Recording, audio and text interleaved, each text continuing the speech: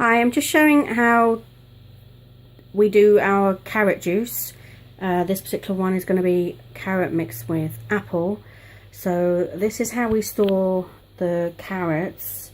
The bigger ones go at the bottom, and then the smaller ones on the top, and then this gets stored in the fridge. And as we need to make any carrot juice, then just select a few from there. This is roughly 14 carrots, and we just started the slicing up process so that it can fit into that part of the juicer. So to this we're also going to add some apple. So there's approximately 14 carrots, so not all of them are the large ones, maybe about 8 to 10 of the larger ones and some small and medium ones. And then 2 apples. We're using Braeburn apples.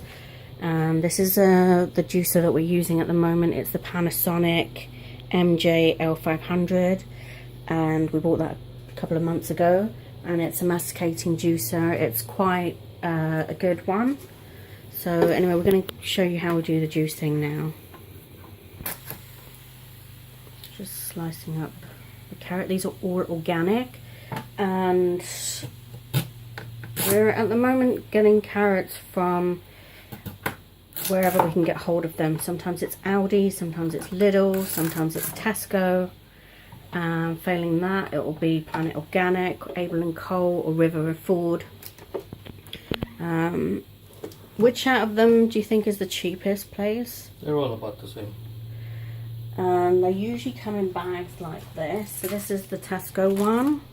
It's organic, and how many grams is that? I think 700 to 700. 700 grams. So we'll usually... This is the Tesco one. Yeah, that's Tesco. At the moment, they've got a sale 3 for 2.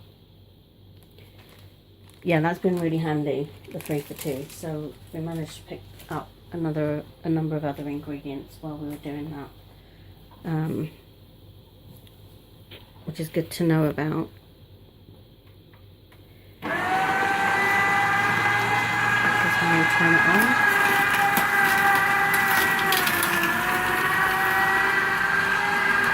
Just putting in the carrots from the top, and then it comes out. So the fibre comes out from here, and the juice comes out on the other spout.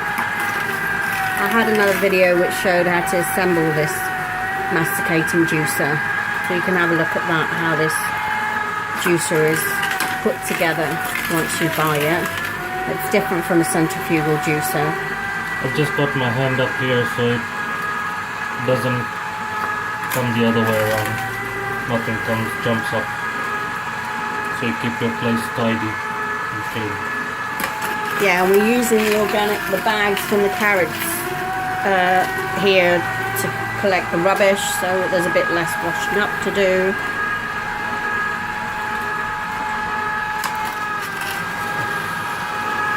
And he's put a sieve on there because obviously we're trying to keep the juice and not have much of the fibre, so that would obviously have still little amounts going through there. Once it's sieved through, it'll be very liquidy, almost water-like. Right, so this is, like I explained, that's the fibre bit coming out, the juice is coming through. There's still small amounts of fibre left, so we use the sieve. And here is our measure.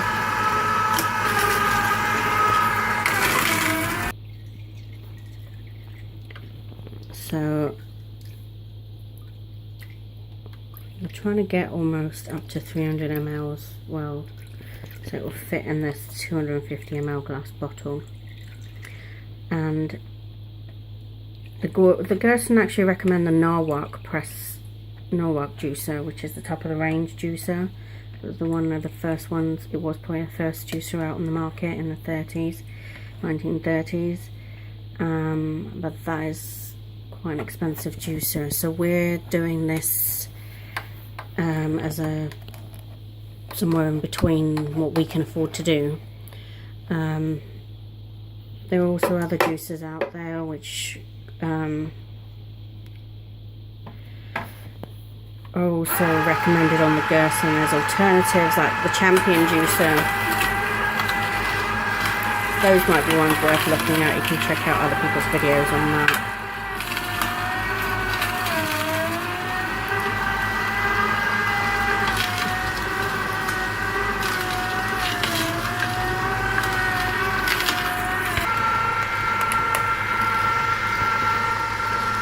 Just use a spoon to try and push anything through, but remove any excess.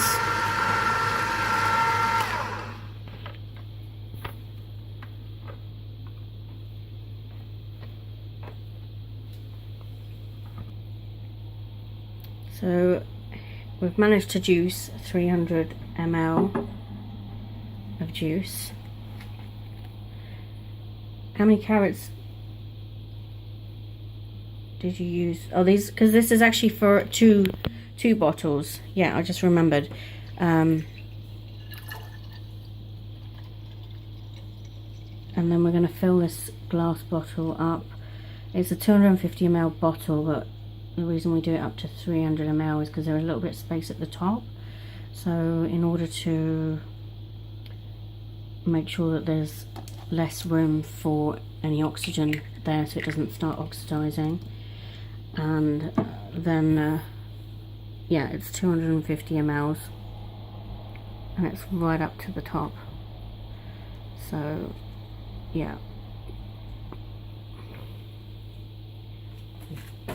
and we're going to put that, try as much as possible to drink the carrot juice straight away, so it doesn't lose any of its enzyme quality. But I believe with the carrot juice it's possible to juice up to 4 bottles of the carrot juice, and store that in the fridge, but just check that with the Gerson, double check that with the Gerson. I just saw that on someone else's video. For those people who are not able to juice everything completely fresh, that is the idea behind the Gerson, to do everything fresh. And if you've got a full-time carer to do that with you, then that's great. But if you don't, and you may need to make some up before, then this is another way still to do it. Always use the small carrots first, because they're likely gonna go off quicker than the bigger carrots. But this one is probably going to stay for at least a week. These ones probably only a couple of days. And can you remind me again, having looking at the amount of carrots that we have, how many carrots did you use for this one glass of juice? About 7 to 10 carrots, depending on the size of the carrots, plus we've got an apple as well. Alright, okay, so the amount that I said at the beginning, my apologies, he's doing at this moment 2 carrot juices, so those quantities were for to be able to make up 2. So he's just told us now how much he uses for 1 glass, and this is just to save time. We're supposed to use reverse osmosis water to clean them, but we don't have any. So we're just using tap water. And if you do, you can, there's other videos out there which show how to clean the carrots. I think a lot of people are recommending to use apple cider vinegar as a way of cleaning the carrots. So there are other people's videos that you can look at to figure that one out.